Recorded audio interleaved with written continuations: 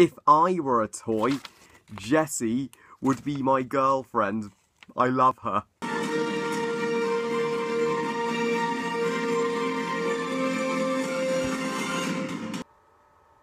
When somebody loved me, everything was beautiful. Every hour spent together lives within my heart. When she loved me. Toy Story 2, directed again by John Lasseter, and is the middle chapter in the Toy Story trilogy, as well as the third Pixar movie overall. So Toy Story 2 takes place after the events of the first movie. Woody and Buzz are now best pals, and Andy's planning to take Woody off to cowboy camp for the weekend, but after Andy accidentally rips Woody's arm, he decides to leave him behind, and when Andy's mum does a yard sale, Woody bravely rescues Andy's older squeaky penguin toy Wheezy, but in the process gets kidnapped by greedy toy salesman Al, owner of Al's Toy Barn, who turns out Al has gathered the whole of Woody's roundup gang, introducing us to the lovable trio Jessie, Bullseye and Stinky Pete, and he's planning to send them off to the toy museum in Japan, so it's up to Buzz and Andy's toys to bring Woody home before it's too late. But Woody's stuck in the middle. He's beginning to question his purpose in life and where his loyalties lie, so he must make the decision to either stay with the Roundup gang or return to Andy. Now, Toy Story 2 was the first of the Toy Story movies I ever had the pleasure of seeing. I remember getting it on video back in 1999, and it wowed me. I didn't even need to see the original first to know what was going on in Toy Story 2. Just look at that Rotten Tomatoes score, 100% for both Toy Story 2 and the first one, making the first two Toy Story movies some of the best reviewed films of all time, quite literally, and rightly so. Apparently we weren't initially gonna even get a Toy Story 2, and Toy Story was never intended by Pixar to be a trilogy. It was Disney, obviously, that wanted and demanded that Toy Story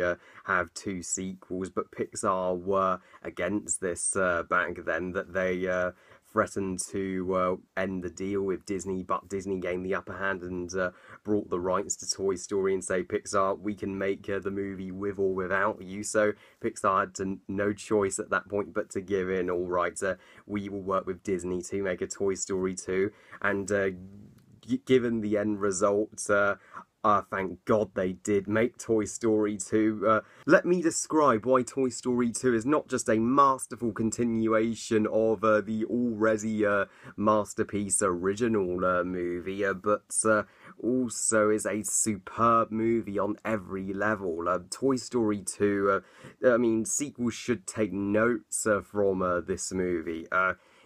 I originally stated that the Toy Story trilogy gets better as it goes along. Well, if you think about it, looking back on Toy Story, I don't see the difference. That I see the whole trilogy as one movie. I think they're all equally as good as each other. I loved reviewing the first Toy Story. That is obviously a landmark in animation. It has timeless characters, remarkable animation, and fantastic songs and a musical score by Randy Newman, as well as mature themes of accepting change. And it's definitely one of the best animated movies of all time, and always will be. And it put Pixar on the map perfectly, so no wonder I was looking forward to reviewing Toy Story 2 and 3. Pixar could have easily have copped out and not given a fuck and just been lazy in the production of this movie, but thankfully they didn't. They cared, and all three Toy Story movies are consistently good. When you compared Toy Story 2 to another sequel they did that should not exist, Cars 2, Cars 2 doesn't even compare to Toy Story 2.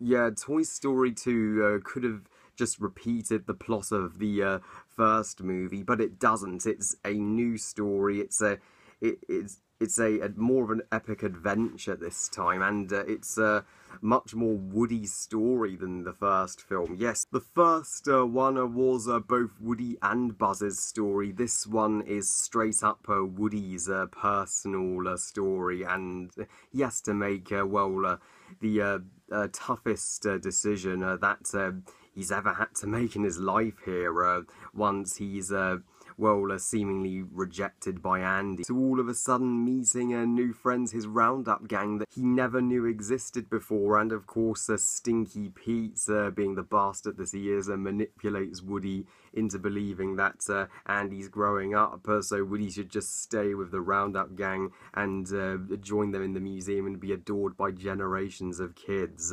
That's how phenomenally this movie continues the mature message of accepting change and making life decisions and finding your purpose in life. Woody, after much persuasion and thinking, by the end realises and accepts he may not be able to stop Andy growing up, but Andy's still the only kid who will ever love him, and he wouldn't miss Andy growing up for the world. And thankfully that's down to Buzz, who tells him this, and Buzz thankfully is Woody's best buddy now. And I think Woody and Buzz's friendship is still one of the best friendships ever captured on film. It's that good, and Buzz learnt and has changed what Woody taught him in the first movie: life is only worth living if you're loved by a kid. And Buzz this time gets to be the hero and save Woody's life when he goes on the quest with the other toys in Andy's room to rescue Woody from Al. Well, one nitpick I did find thinking about it was, why was it only the male toys that went off to Al's toy barn and the female toys just stayed behind in Andy's room and didn't do anything? I mean, it's such a small thing, but I still love Mrs. Potato Head. She is hilarious, and it's lovely seeing Mr. Potato Head finally get a love interest. Yeah, the characters are even more timeless than they were in the original, both old and new. Especially my favourite character of the lot, Jessie. I absolutely adore Jessie. Jessie is the definition of sympathetic. Her backstory, the "when she loved me" scene, when she's remembering how she belonged to when she's remembering when she belonged to Emily, who was her former owner, but then Emily grew up eventually and abandoned her. It's fucking heart-wrenching. It will make me just cry my eyes out every time I see it, and I will go as far as saying that scene is not just the movie's best scene, not just one of my favourite Toy Story moments, but one of the greatest movie moments bar none. There's nothing else like it. The song itself is beautiful, and it will make me cry my eyes out every single time, and even if you're an Ebenezer Scrooge, it will melt your heart. And Jessie is also voiced by the wonderful Joan Cusack. So glad Jessie came back for Toy Story 3. I think she's much more interesting than Bo Peep, personally, and I ship her and Woody together because Woody starts out as a dick to her, but once he learns what happened to her, he really softens up and's like, oh shit, I've been such a dick. And when he rescues her from the plane at the end, it's incredibly sweet. And Jessie is my toy crush. If I were a toy, I'd want to be with her always. But it's funny how Jessie ends up with Buzz at the end, even though I would have preferred her to be with Woody, but not a fault at all. And going back to the other members of Woody's Roundup, Bullseye, love Bullseye. He's so adorable and courageous, and just like Buzz, he's Woody's other best buddy, and when Woody's like, "Run like the wind, Bullseye," it's just classic. And Kelsey Grammer is, of course, excellent at voicing the movie's antagonist, the Prospector, aka Stinky Pete. Wow, Stinky Pete is such a great villain. I mean, he's the first toy villain in the series. Sid was the human antagonist in the original, but Stinky Pete is just as good as Sid. I mean, this movie has two villains, actually, Stinky Pete and Al. Al's the more entertaining and selfish villain of the two. But Stinky Pete, he's a very unexpected villain. He pretends to be, well, a nice guy at first, but when Woody thankfully makes his own decision and decides to return to Andy, then he reveals his evil, dickish side, and just even threatens to kill Woody if Woody does not come to Japan with him. Oh man, this guy is a dick. He's horrible, and it's so funny when he deservedly gets his comeuppance when they put him with this little girl in a Barbie doll, and he finally learns what it means to be owned by a kid, because he obviously never had the love that Woody or the other toys had. As much as I love both villains, I will give the edge to Stinky Pete, as he's the more interesting and more villainous, and they even introduced Zurg for the first time.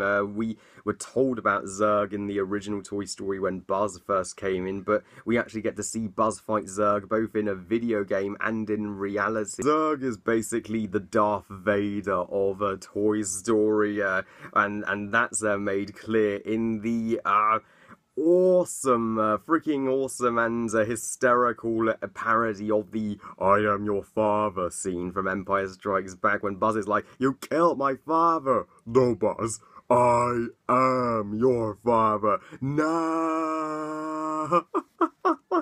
That is just amazing. That's gonna have you on the ground laughing. That's one of the funniest Toy Story scenes, period. And Woody's storyline is obviously the more mature and emotional part of the movie, whereas Buzz's is the more fun adventure side. And they do face plenty of perils and dangers on the way to Al's Toy Barn to balance out the tone, and the animation is definitely stepped up from the first movie, being that it was released 4 years later. They obviously improved the quality and the rendering. Pixar were beginning to get the hang of CGI animation at this point, and just the pace of this movie is, even quicker and better than the first movie, considering the first movie only took place in Andy's home and Pizza Planet and Sid's house. This movie goes all out bigger than that, and even more happens, and the finale is incredible. The first Toy Story has a spectacular finale, but this finale is immensely well staged at the airport, where Woody is saving Jessie from the plane, and Jessie and Bullseye actually get the happy ending they deserve, being a part of Andy's toy. They deserve that reward after all the shit they've been through, and they cleverly show where Woody and Buzz came from, both of their franchises. I absolutely loved that, seeing Buzz's, Space Ranger world in the video game in the terrific opening, which has a lot of Star Wars sound effects that pay homage, because this movie came out the same year as Phantom Menace, and Woody's Roundup. I absolutely love that theme song and that puppet show. It's so charming. If that was on TV, I'd watch it. So Toy Story 2, it's another masterpiece and gem from Pixar, as well as being the best Toy Story sequel that could possibly have been made. I give Toy Story 2 5 stars out of 5. This was originally just going to be a DVD sequel, but thank God it got a theatrical release because it's just as perfect as the first. Well, I love you guys. Thank you for watching. Hope you guys enjoyed this review. And what do you think of Toy Story 2? Please comment, let me know. Please like this video and subscribe. Please follow me on Twitter and on Google+. And I'll see you next time when I review the Toy Story 3, which was well worth the long wait. I'll see you then. Bye, guys.